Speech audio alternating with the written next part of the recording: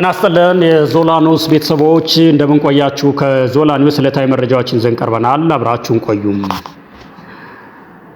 ሰይፉ ፈንታሁን ከአርቲስት ነጻነት ወርቅነህ ህልፈት ጋር ተያይዘው ለመጀመሪያ ጊዜ ማብራሪያ ሰጥቷል። ሰይፉ ፈንታሁን በቅርቡ በዝግጅቱ ላይ እንደተናገረው የኪነ ጥበብ ሰው ነጻነት ወርቅነህ ህልፈት የተከሰተው በድንገት በቤት ውስጥ ነው ብሏል። በዕለቱ ጠዋት ነጻነት ከቁርስ ጋር ጁስ መጠጣት ፈልጎ መጠጣቱን ከዚያም በኋላ ወዲያውኑ አስመለሰው። ቤተሰቦቹም በድንገት በመደናገጥ ለጓደኞቹ ደውለው የጠብታ አምቡላንስ በፍጥነት መድረሱን ገልጿል። አምቡላንሱ በቦታው ደርሶ ኦክስጂን ለመስጠት ቢሞክርም ወዲያኔት ሆስፒታል እንደደረሰ ሐኪሞቹ ነጻነት አስቀድሞ ህይወቱ ማለፉን አረጋግጠዋል። ሰይፉ ይህንን ማብራሪያ ሊሰጥ የቻለው በተለያዩ ማህበራዊ ሚዲያዎች ላይ ሆስፒታሉ አልተቀበለውም ወይንም በቸልተኝነት ነው የሞተው የሚሉትን የተሳሳቱ ወሬዎችን ለማረም ነውም ተብሏል። የሕክምና ባለሙያዎች የሚችሉትን ሁሉ ጥረት ማድረጋቸውና ነጻነት ሆስፒታል ከመድረሱ በፊት ህይወቱ ማለፉን በዝርዝር አስረድተዋል።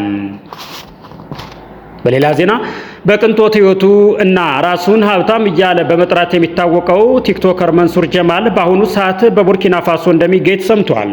መንሱር ወደ ስፍራው ያቀናው በቡርኪና ፋሶ ለአፍሪካውያን ባለሀብቶችና ኢንቨስተሮች በሯን ክፍት ማድረጓ ምክንያት ነው ተብሏል። ይህን ምቹ ዕድል ተጠቅሞ በሀገሪቱ ኢንቨስት ለማድረግ እንደሆነም ተናግረዋል። ይሁን እንጂ ብዙዎቹ መንሱር ወደ ቡርኪና ፋሶ ያቀናው ከኢትዮጵያ መንግስት ጋር በተያያዘ በመሸሽ ነው የሚሉ መላምቶች በሰፊው እየተራገቡ ይገኛሉ። ነገሩን ይበልጥ ያነጋገረውና አነጋጋሪ ያደረገው ደግሞ መንሱር በቅርቡ በቲክቶክ ፕሮፋይሉ ላይ የነበረውን ባንዲራ በማጥፋት በምትኩ የቡርኪና ፋሶን ባንዲራ በመቀየር ነውም ተብሏል። የህወሓትና የሻዕቢያ ግንኙነት ጸምዶም በመቃወም የታወቁት በቅርቡ በህወሓት የታሰሩት ጄኔራል ጎእሽ ገብረ ህይወት ለኤርትራ አሳልፎ ሊሰጣቸው እንደሆነ ተገለጸም። ቀደም ሲል በህወሓት ክትትል ሲደረግባቸው የነበሩትና በኢትዮ ኤርትራ ድንበር አቅራቢያ የሚንቀሳቀሰው የትግራይ ኃይሎች አርሚ 15 አዛዥ ጄኔራል ጎእሽ ገብረ ህወሓት በቁጥጥር ስር እንደዋላቸው ተነጋግረዋል። ከዚህም ቀደም የትግራይ ህዝባዊ ኃይል ቃል አቀባይ አቶ ተስፋዬ ንጉሴ በመናኸሪያ ሬዲዮ ምልከታ ፕሮግራም ላይ ባቀረቡት ጄኔራሉ በህወሓት ታድነው እጅ ሊሰጡ እንደሚችሉ ፍንጭ በመስጠታቸው የሚታወስ ቢሆንም አሁን በደረሰን ወቅታዊ መረጃ መሰረት ጄኔራሉ መታሰር ብቻ ሳይሆን ለኤርትራ መንግስት ተላልፈው ሊሰጡ እንደሚችሉ ተመላክቷል።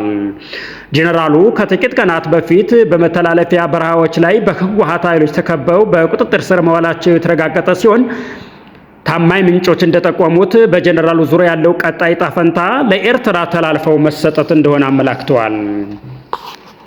የቲፒኤፍ ቃል አቀባይ ተስፋዬ ንጉሴ ጄኔራል ጎእሽ ከድርጅታቸው ጋር ምንም አይነት ግንኙነት እንዳልነበራቸው በድጋሚ ገልጸው ጄኔራሎቹ ያሳደገኝን ድርጅት አልቀበልም ቢሉም በመጨረሻ ግን ራሳቸውን መከላከል እንደማይችሉበት ደረጃ ላይ መውደቃቸውን አስረድተዋል። ቃል አቀባዩ አክለው ቲፒኤፍ ህወሓትን ከትግራይ መሬት ለማስወጣት በትግራይ በረሃዎች ትግሉን እንደሚቀጥል ገልጾ ህዝቡ በሚኖርበት መንደር ለመንደር በመንቀሳቀስ ህዝቡን ለዳግም ስቃይ መዳረግ እንደማይፈልግ አጽንኦት ሰጥቶበታል።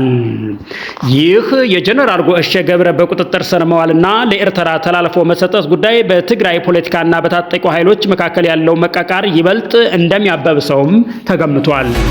የተወደዳችሁ የዞላ ኒውስ ቤተሰቦች የሰዓቱ አጫጭር ዜናዎች እንደዚህ ነበሩ። ስለተከታተላችሁን እያመሰገንን በእኛ በኩል ጤና ይስጥልን።